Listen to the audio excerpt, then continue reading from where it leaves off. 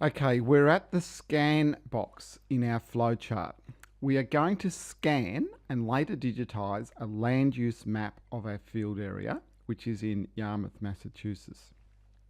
Now, if you want, you can print this the JPEG file out. That's the Yarmouth Land Use Interpretation.jpg file, and scan it again. But I really think that that's actually not really necessary. But do it if you want. That's quite okay. It is important to note that because the base map that the land use interpretation was drawn on has originated in QuantumGIS, the scanned map has the potential to very easily go back into the same QuantumGIS project, so long as we take a bit of care with the way we scan it. Always place the map that you plan to use as a digitizing backdrop square on your scanner with north at the top.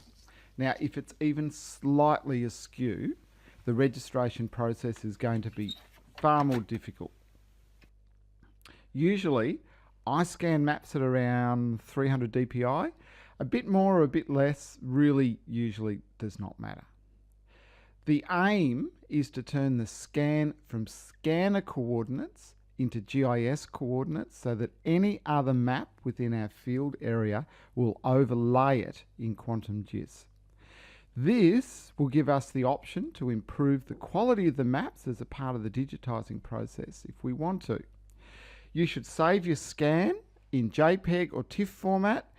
These two formats are very settled in the GIS world and are far more likely than any other format to be compatible with other geographical information systems. The map is a simplified version of a land use map that I downloaded from the Massachusetts GIS site. These days, many governments have such sites, and I simplified this map really just because I want you to get the hang of digitizing with only a few polygons, and really I don't want to overwhelm you too much. Now, I've drawn this interpretation onto a base map that I produced in and printed out of QuantumGIS. 5 different land uses are shown in the bottom right hand corner, and these relate to the red labels in the interpretation. The green lines are drawn using wax pencil, and the red ones and the red labels, are drawn with a felt tip pen. This is actually how many maps look before they get digitized. So in the next video, we're going to install the Georeferencer plugin, and after that, we'll relate the 4 corners of the clip region in the scan to the 4 corners of the clip region, the same clip region that's in QuantumGIS. Now, once the scan is georeferenced, we're going to be able to digitize our land use polygons off it. Okay, I will see you in the next video.